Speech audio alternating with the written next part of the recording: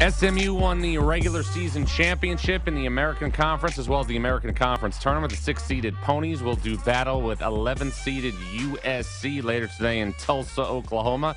And the head coach of the Ponies is Tim Jankovich, and he joins Tiki and Tierney with Jon Rothstein right now on CBS Sports Radio. And Jank, what do you think your reaction would have been when you found out you were taking over for Larry Brown if I told you that your team would have won both the AAC tournament and regular season titles with just 7 scholarship players? I probably would have thought it was 3:30 in the morning and I was dreaming. I think probably. You're always optimistic, especially to start a season. But I don't know that. Gosh, I don't know that we could have ever felt like this was all going to happen. These guys have been amazing. There's always a moment when a team and a program has a breakthrough season where the coach stops, takes a deep breath, and says to himself, "You know what? We're really good." When was that moment for you? Yeah, that's a great question. Early on, I was very optimistic because of the character of these guys and how together they were. I felt like we had really good talent. Maybe we didn't have big guys and we didn't have little guys, but we did have really good pieces, not a lot of depth. I thought we could be good. And in December, we really started climbing. You could feel that we were going to be a very good team. But I think the big game that sticks out to me when it just seemed like, man, this is really special.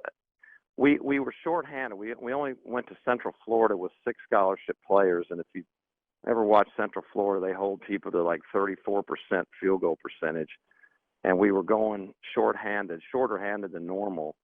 And I thought it would be what a tall order, and somehow these guys managed to find a way to play great again and keep the winning going. And I don't know, that one just kind of sticks out as one that I just, even to overcome that and only, like I say, 6 guys available, scholarship guys to play, I thought, man, these guys just, they won't lose. They just don't want to lose. You were a head coach at Illinois State before you took the associate head coaching position at SMU under Larry Brown. What's the biggest thing you learned about yourself during these past few years as you took a step back and slid over 6 inches to learn from one of the best that's ever done it? Well, coach that was part of the reason I went. I just feel like, all of us are trying to be the very best we can.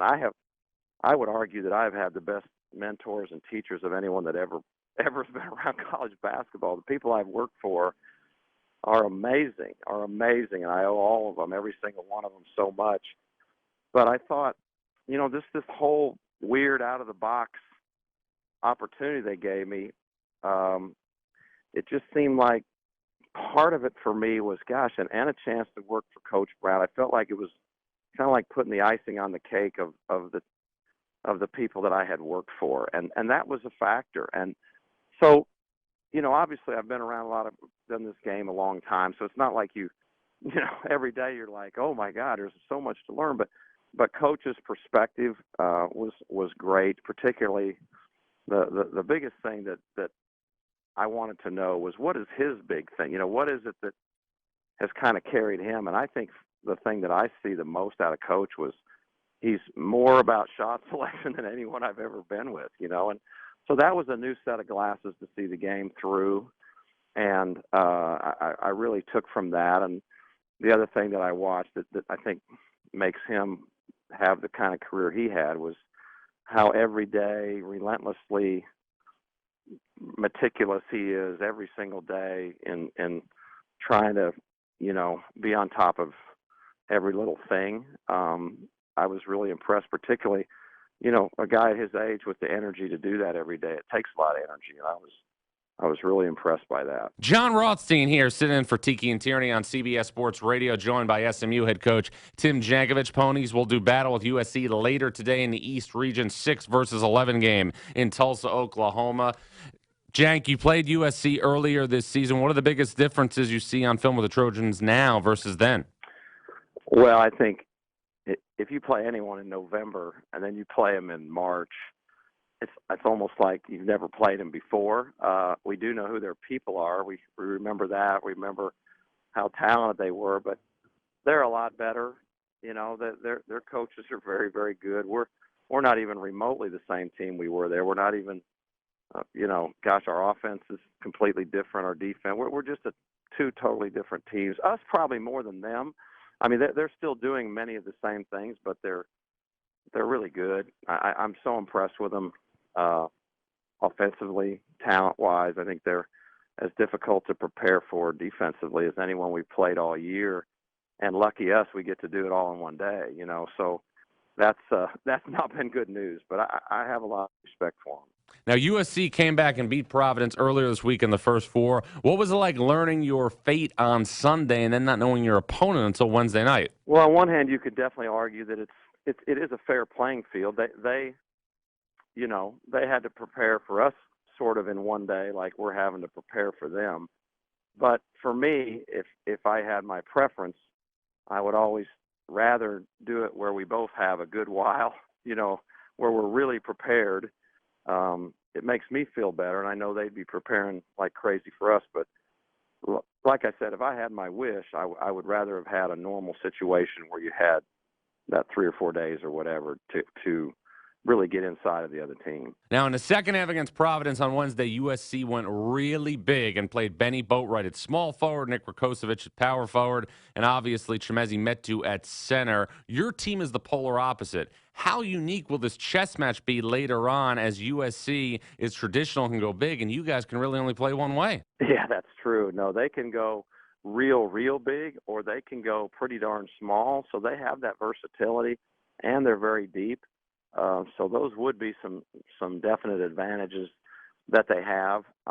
For us, you're right. We don't have very much flexibility. There's not all that many ways we can go.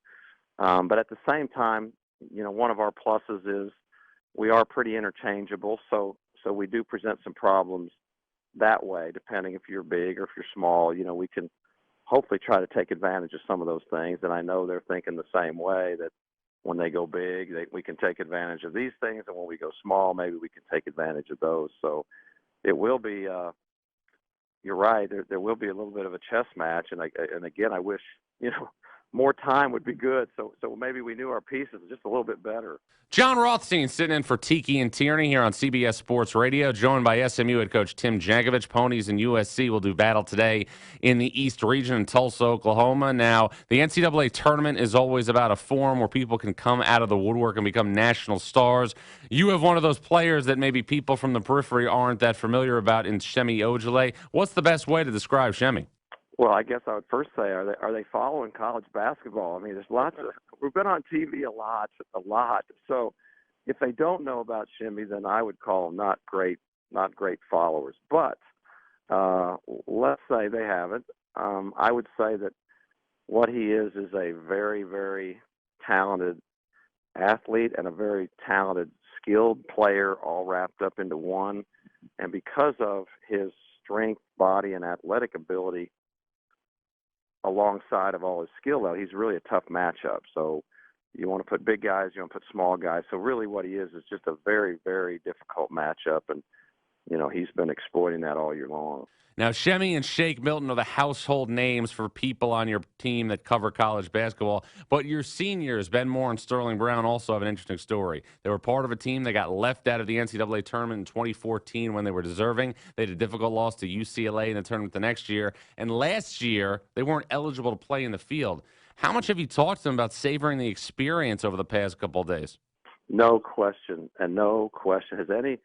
You talk about some seniors that have seen it all now. Some have seen it all and lived some incredible heartache and adversity and all that, and some wonderfully great times. Don't get me wrong, but a lot is the answer to your question, and I do that all the time anyway, because I want our guys' college basketball experience to be one of the greatest times, if not the greatest times of their life. So I'm always telling them, and I've told the seniors even more, like, take this all in every single day, because you will miss it so much. It goes by so fast. These are the times of your life. It's hard when you get out in the working world and you're answering the bell every day and you don't get to play anymore, to ever have these incredible feelings. So I talk to him about it all the time. Talk to him about coming up here. I'll talk to him about it again tonight. That you know what, more than anything else, you got to just soak all this in and enjoy the heck out of it. Well, it's going to be a lot of fun to cover, Jank. Best of luck later today against USC. We'll stay connected along the way. Thank you so much for having me. I appreciate it. That was SMU head coach Tim Jankovich. SMU and USC later this afternoon. The Ponies doing battle with USC later today in Tulsa, Oklahoma.